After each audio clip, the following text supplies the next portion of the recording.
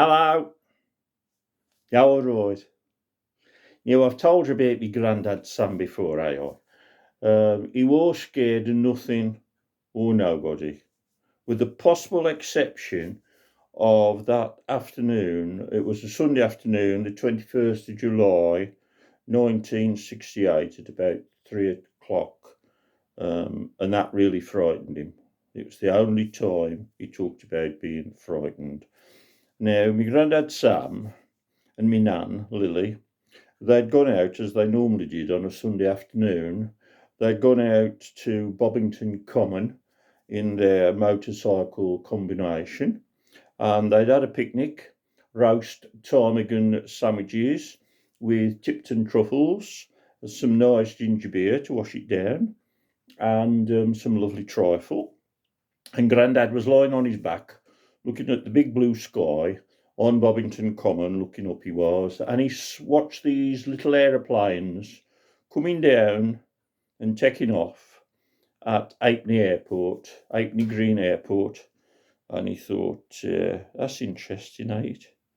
So he said to his wife, Lily, he said, "Hey, Lil, let's go and have a look at them planes coming in and going out from Apney Green Airport. They look very interesting. They're only little, but they do half shift." So on they went. They got on the motorcycle combination, and off they went. And they went to Apney Green Airport, and Grandad was watching the planes again. And he saw this little wooden shed at the side of the runway, and it said, "Scenic flights 7 and 6 for 30 minutes. Come and see KINVER Edge from the air." And he thought, "Oh, that sounds really interesting." So he said to his wife, he said, "Lil, do you fancy that, going up in one of them little planes and seeing KINVER Edge from the air?" She said, "I do." She said, "You will get me up in one of them little things." She said, "I'm far too little. I'm scarcely bigger than our veranda." She said, "I certainly are going up in one of them, but you'll go if you want." So Grandad Sam was sure, but he thought, well, I'll give it a go.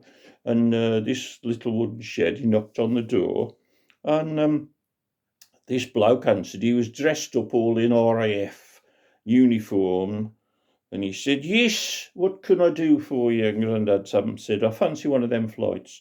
He said, "Well, I'm the pilot. My name is Wing Commander Biggleswick, and I'll be taking you up. This is my young friend Ginger, and he is flight control. He'll stay in touch with us while we're in the air, and I'll take you over KINVER Edge and show you the rock houses and the back end of KINVER Edge that most people don't ever get to or see." Well, Grandad wore too sure, because this bloke looked a bit old. He looked like Will I in those were the days. And he thought, oh, he's a bit old, to be a pilot. Anyway, he paid his money and up he went, and they was flying up there, and it was a beautiful summer's day. The sky was lovely, and the pilot, Wing Commander Biggleswick, said, "Now look, Sam, if you'll look down to your right now, you'll see the cave houses on KINVER Edge, and you'll see..."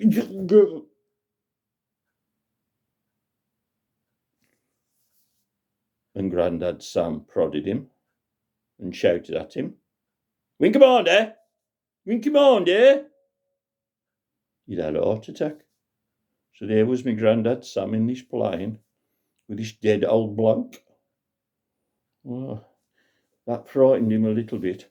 So he rung up Ginger on the intercom system, and he said, "Ginger, Ginger, Wing Commander's died, eh?" And Ginger said, "Am you sure? Am you sure he's dead?" And Grandad Sam said, "Well, I hope so. I've just pushed him out the plane, so I hope he is." And Ginger said, "Well, do you know how to land a plane?" He said, "I do." And Ginger said, "I'm in trouble then, are you?" He said, Grandad said, I am. I ain't liking it up here at all. And what's really, really frightening me, what I'm really, really frightened about is, I think we're heading towards Brummagem." "Oh, you don't want that," said Ginger. "You'll have to bail out. there's a parachute under the seat. Put your parachute on and I'll tell you what to do once you've got the parachute on.